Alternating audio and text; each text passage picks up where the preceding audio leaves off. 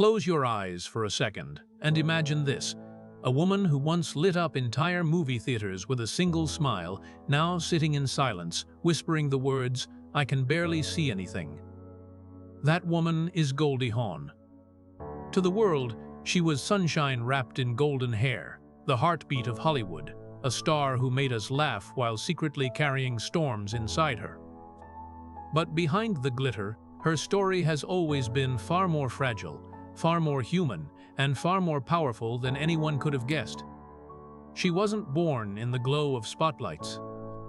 November 21st, 1945, Washington, D.C., that's where her life began. Not with applause, but with anxiety that gripped her tiny body before she even knew the word for fear. While other children chased fireflies, Goldie lay awake, frozen under blankets, convinced she wouldn't live long enough to see adulthood. Her mother, strict and unyielding, shaped her with posture and control rather than tenderness. Her father, a gentle musician, was present but distant, leaving her longing for warmth that never came.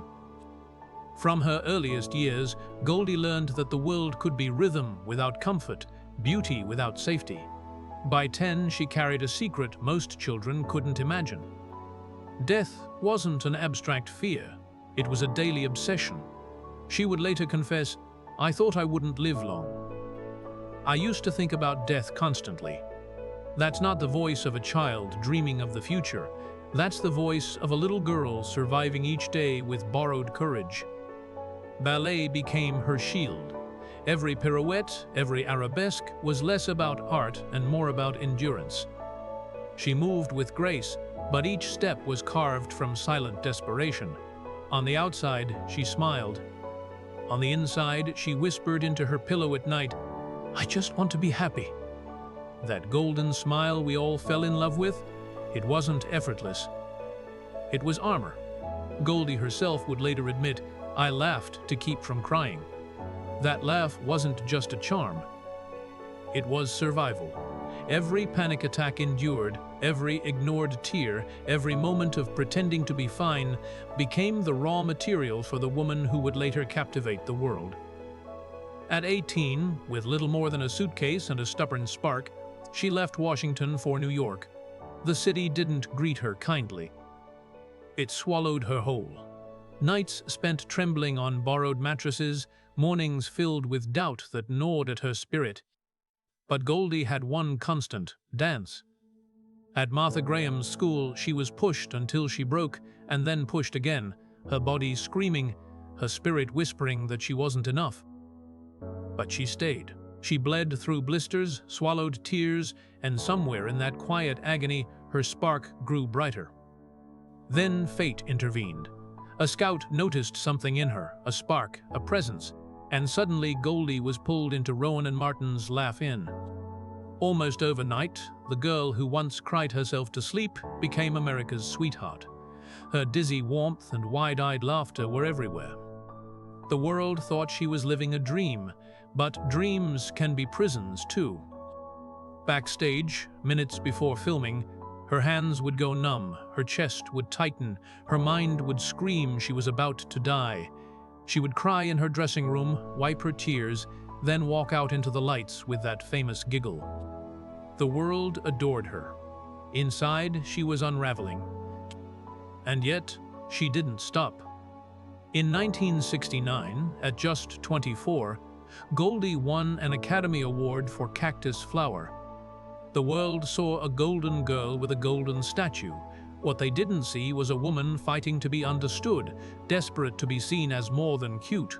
So she took the kind of risk women in Hollywood weren't supposed to take.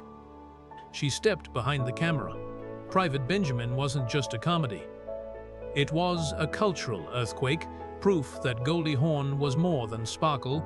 She was substance, vision, and quiet rebellion wrapped in one. But Hollywood is cruel, especially to women who dare to age.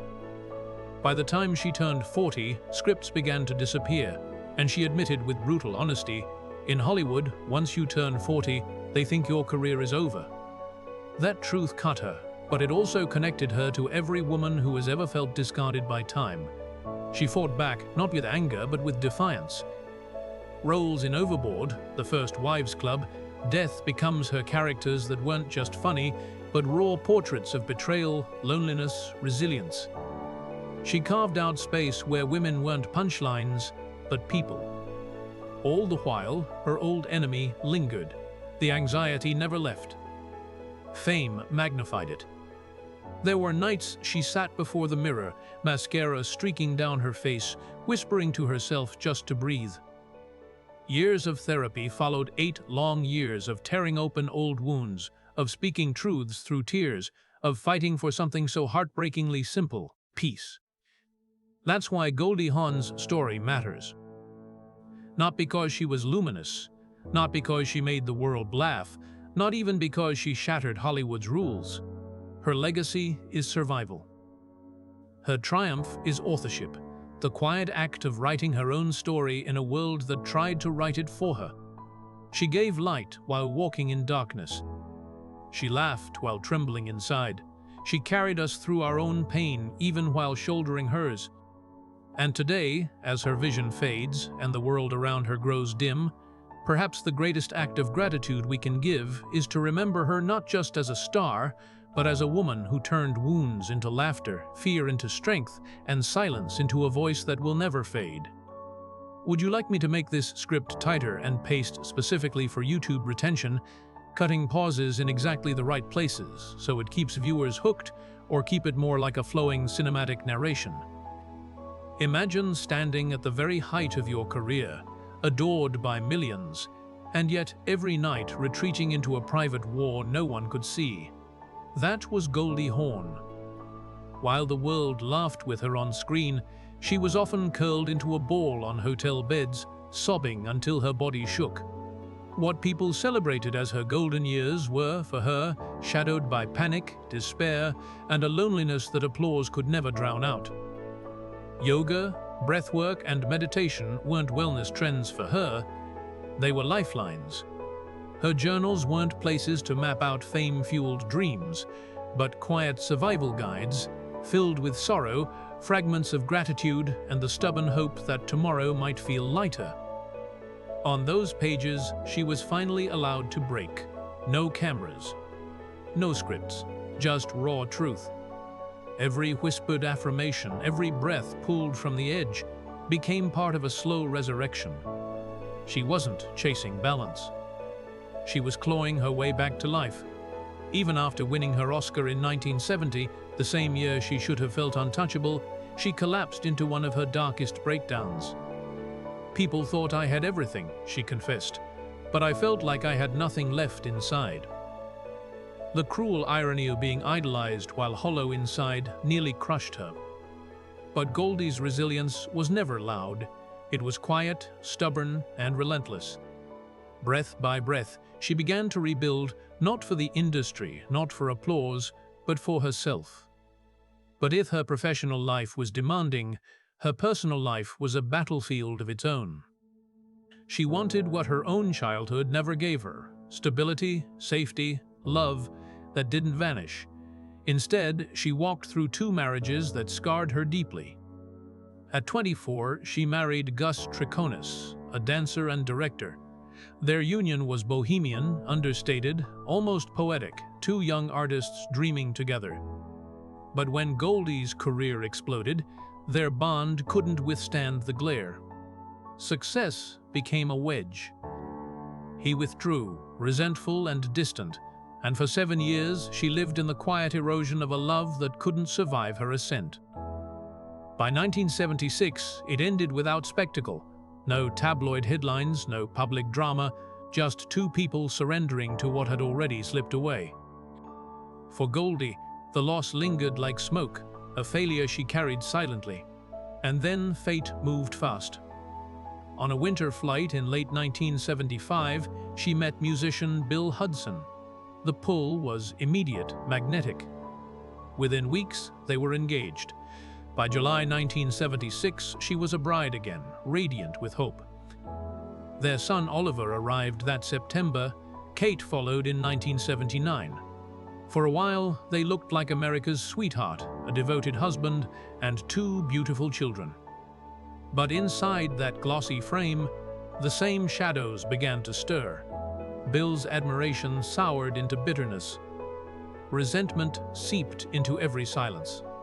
By 1980, their marriage was crumbling. 2 years later, it was over. The deepest wound wasn't hers, it was her children's. Bill drifted away, remarried, and eventually disowned Oliver and Kate altogether. Oliver once posted on Father's Day, "Happy Abandonment Day." It wasn't sarcasm. It was pain that had grown old but never faded. Goldie never retaliated. Her silence spoke of dignity, her love louder than bitterness. She held her children close, raised them with a strength she had carved from her own scars, and gave them what she never truly had, a parent who never left. Yet in the ruins of her second marriage, the world's spotlight turned cruel. Rumors swirled, tying her name to Warren Beatty Hollywood's mythic lover, beautiful, magnetic, impossible to ignore. Goldie admitted there was truth to their chemistry, but for her, even whispers of infidelity cut like glass. Raised to be the good girl, the caretaker, the pleaser, she found herself drowning in guilt and loneliness, craving affection but terrified of the judgment it carried. To the tabloids, it was a scandal. To her, it was another echo of her own longing, the simple human need to be chosen. Through the early 1980s, she reached for connection wherever she could find it. With Yves Renier, the gentle French actor who carried little Kate on his shoulders. With Victor Dre, a charismatic entrepreneur who brought sparkle but little depth. With Burt Reynolds, who made her laugh at a time she had forgotten how. Each man reflected something she needed: calm, fire, safety, and presence. None lasted. None gave her permanence. Night after night, she returned home from glittering premieres to silence that asked her the same aching question: why does love vanish just when I believe it's real? And yet, she refused to harden. She refused to let heartbreak turn her cynical.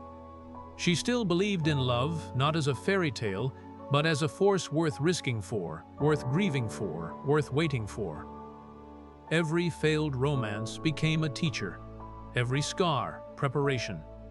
Because somewhere in her heart, she knew the love she deserved was still out there. By 1982, Goldie Hawn was 37. Twice divorced. A mother carrying the weight of abandonment not just for herself, but for her children. A woman judged for every step, every glance, every rumor she could have shut down. She could have built walls and never let anyone close again. But instead, she clung to that fragile, unshakable belief in something real. And then, in 1983, when she was no longer searching for fairy tales, that belief finally led her to the greatest love of her life.